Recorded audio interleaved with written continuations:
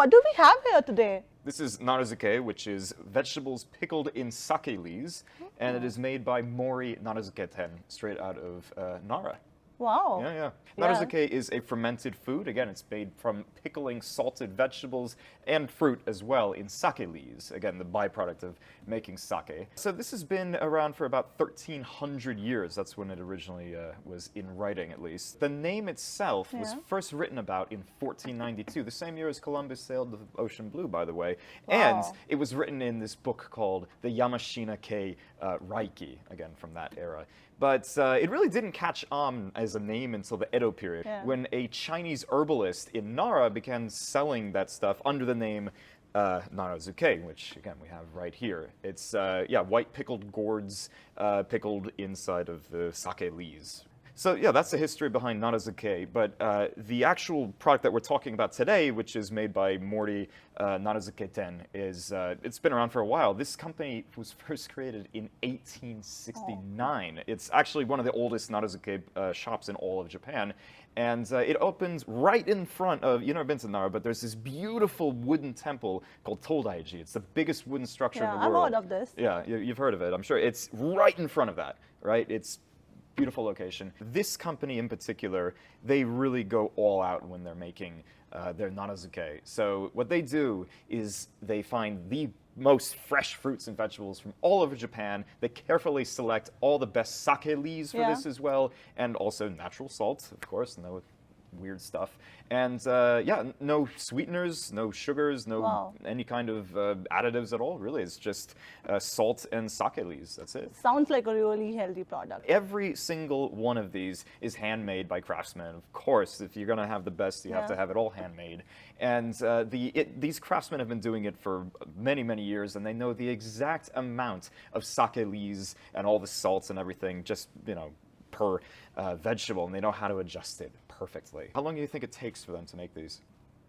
I'm not sure. How long does it take? Yeah, so it takes at least a year, up to a year and a half, just to make these, actually. Yeah. So, did you know Naraduke is actually a pretty sustainable food, if you think about it? Wow. What makes it so sustainable? Well, okay, first off, you have sake, right? And then you have the sake leaves that are made when you make sake, which is normally just thrown out because it's just like stuff that normally people wouldn't use. But with this, they have a great use for it. So the second reason is if you have some like fruit or vegetables that are kind of maybe weirdly shaped or too big or too small, or some other reason that you don't want to present them to people on a plate normally, you can wrap them up in some sake leaves and some salts, keep them in there for a year, and then you have some beautiful pickles like these. The third reason is if you have that sake leaves that you use to make this, you can actually scrape that off, like before you eat them, and put them, say, on fish or something like that before you grill it, and it works kind of as a flavoring to all sorts of different dishes. Exactly, to all sorts of different dishes in Japan. That's pretty interesting. I'm so excited. Let's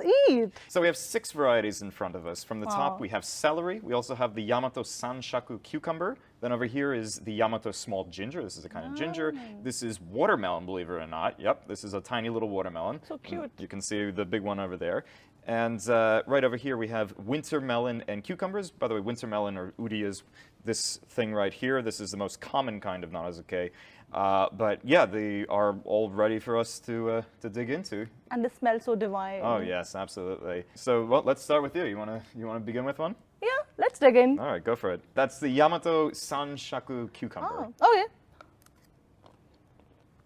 It's so good. Yeah? Yeah, I really like it. How is it? Which one are you trying? I'll try the uri. So this is the winter melon again, the most common kind. And let's see.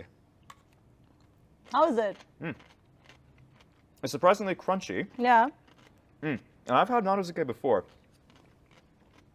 A lot of the times you can just taste like the sake coming up into your nose. But no, this is not overdone. This is very nice. It's not too salty either. That's true. It's not very salty, and it tastes really nice. I think you can have it as a side dish or just as it is when you're hungry. Absolutely, absolutely. So normally Naraduke is eaten, with like rice or something like that. But I think there's a good case to be made to say that this would be amazing with a glass of beer. I don't know. What do you think? I think I would love it with a chuhai as well. Yeah, It would all really go well with my favorite chuhai. Yeah, all right. So chuhai, beer, or any kind of liquor, I'd say, would go really, really well with this. But at the same time, so most of the time people have it just with like a bowl of rice or something like that. But I think that you can maybe put it into some other kinds of foods as well. Yeah. So maybe something like a potato salad, chop it up so you have that little crunch and that kind of saltiness to it as well. So, I mean, yeah, you could also like mix it in with mayonnaise and make kind of like a tartar sauce with that, to dip some vegetables into, or even put it in with some cream cheese and put it on toast. I mean, there's a lot of different things that you can do with this. I think that will be the best idea. I would love it on a toast with cheese. It will be like the best combination. Yeah. If you want to know more about these products, you can look at the description below. We have the links where you can find more information about these amazing products.